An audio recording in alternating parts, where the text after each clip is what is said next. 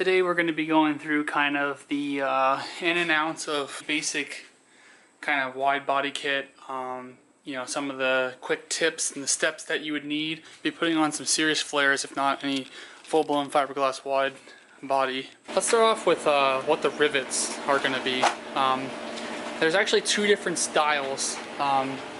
You see here's like the Harbor Freight riveter, and here's like one of the big rivets. They actually, in the kit, it comes with a whole bunch of different, you know, sizes, small, medium, like size up. I think there's like 4, maybe 5 different sizes, but this is normally the biggest one, and you can kind of see the size of it. You pretty much stick this on the inlet, and it connects the metal with whatever piece you're going to be putting on, whether it be fiberglass or if it's just metal on metal, if it's a metal sheet. And this is kind of the tool that helps rivet it in. It has a different size that you have to put in. But when I tested it out, and I ended up smashing one of these rivets, here is kind of the end result. This is kind of, I mean, not fully what you're going to see, but this is what's going to be right here. It's what you're going to be seeing stick out. I just don't think that's really, you know, maybe it's because it's the Harbor Freight small one, but I don't think that's superior enough for me to really be putting on if not any car. Some people just want to throw it on maybe just for, you know, just to get the look, or just to throw it on right away. I went ahead and went to the store and purchased some long screws, so just in case my, you know, panels are large. Let's take a look at one of these. These were like $5 for like 100 or something. Like, was that one? And then here's the ends to them. This is all at like you know, Lowe's or whatnot, or Home Depot. Here's the ends. And then what makes the dress up really nice, kind of gives it that button look that you don't really get from the rivets over there. They're called finishing washers, but they actually look really pretty, especially when you got this. Anyways, yeah, having that on your body panel definitely be a lot better than the rivet itself. So I went ahead and bought all 4 of those. I think they were like $4 each. So, and there's 50. I think I counted all the rivet holes that are supposed to go into the fiberglass spot, and it's somewhere around like 45. So can't lose too many of those. 50 is like the perfect number for these, but these are both 100, so I'm good on those. Tool I like to use for applying any type of like body surfaces that you're doing metal. Bend anything with these if you need to get any hard to read places and it's something that's out of sight and you want to bend it. This is what's going to help you. You're going to be going through these a lot if you were doing any type of like serious panel cutting and you're pushing hard or going slow. It's going to be a lot of dust, a lot of sand from this, and a lot of sand of the metal, and a lot of sparks with eye protection all the time. These headphones are just like kind of my gaming headphones, but I don't really have, it's because I don't have soft buds laying around, so I just throw these on and it protects my ears, because using this for a very long time, it really, you can get your ears start ringing after a while. And obviously messing with a lot of sparks, I don't want anything to catch on fire, so I got a fire extinguisher handy, just in case. I'll be cutting probably metal next to the gas tank. Phillips, obviously, for the screws to hold one end in. Here's the drill. This is the drill that is probably going to be going not only through the fiberglass pieces, but for the metal panel as well. And you're definitely going to dull a couple tips. So depending on what size you're running, make sure you either have a sharpener. I'm going to be going with the 11 or 3/16, excuse me. Tape to help, you know, to give you a hand to help hold things, because I'm going to be doing this by myself. So I'll tape one side and mimic finding the right holes. Last but not least, a flapper wheel.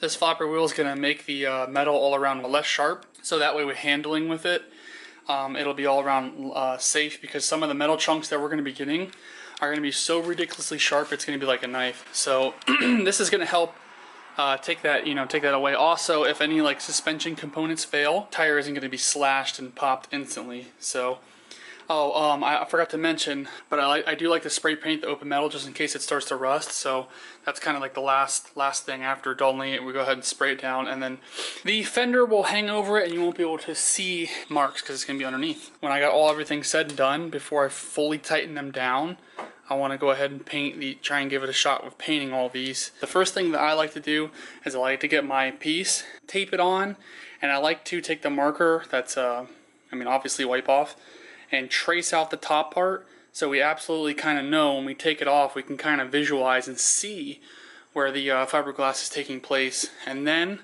what I like to do is rivet the middle, drill it out and put it back on.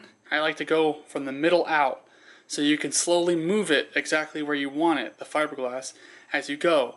There's actually two kind of like ways that people kind of go about it. You know, tape it up, have people either hold it or keep it in one spot and then mark out through the holes. You'll stick a pen through, but what I like to do is to get my first mark done, and then I like to just drill as is. So it's that way when one edge goes down, I'll show you when we get to it.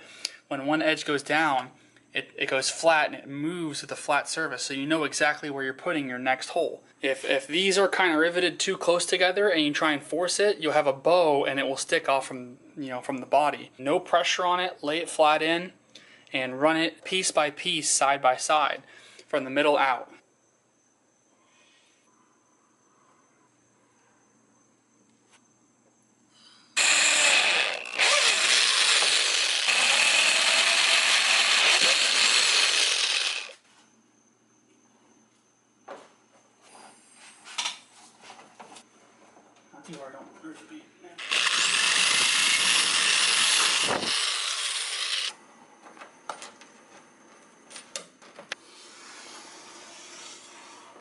Okay, so now where I got my trace out, but I'm pretty much just gonna stay, I'm gonna give it probably 4 inches from where the cut is. Yeah, and then I'll kind of label like a, kind of a rough draft on where I'm going to cut.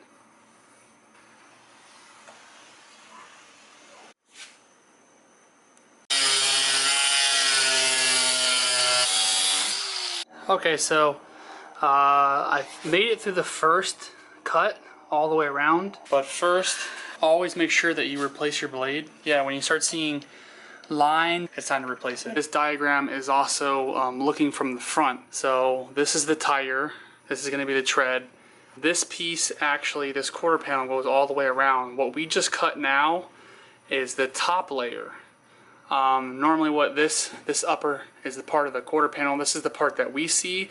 This is the part that not a lot of people see. This is the part of the lower quarter panel where it connects to the outer, and when either the tire takes damage or something happens, it normally damages that particular part. We're going to be peeling it back with pliers, and then it'll access us to cut the second part. But you'll be able to see what I'm talking about. Here's the inner rim.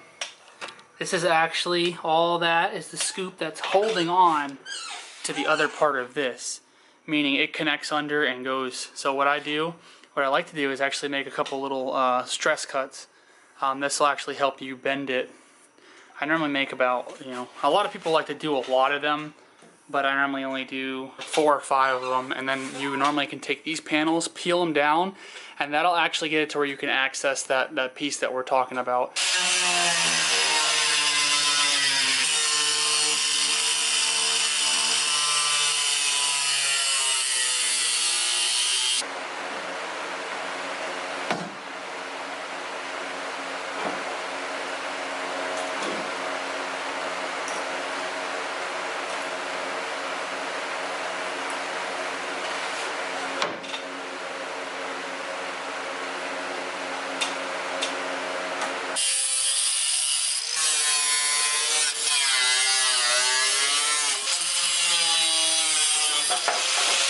But that's where my rear seat belt was, and I took those out for the harness bar, and you can see right through the cab here. So what I'm probably going to do next, after I flap it and after I paint it, is that I'm going to foam it so that keeps the nose out, the sound out, and if there's any water that's trying to travel up into my cab, it'll keep that out as well.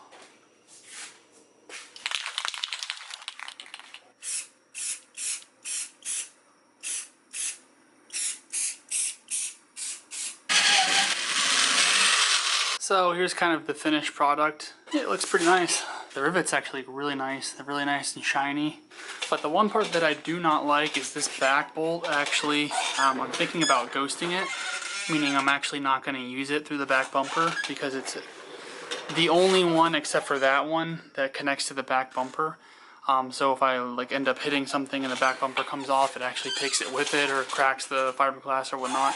So I'm gonna see if I can somehow make that stick and still keep this gap shut. Fitment is crazy in there. It's got plenty of room. I'm definitely gonna have to foam it before I'm done. But yeah, here's the finished product.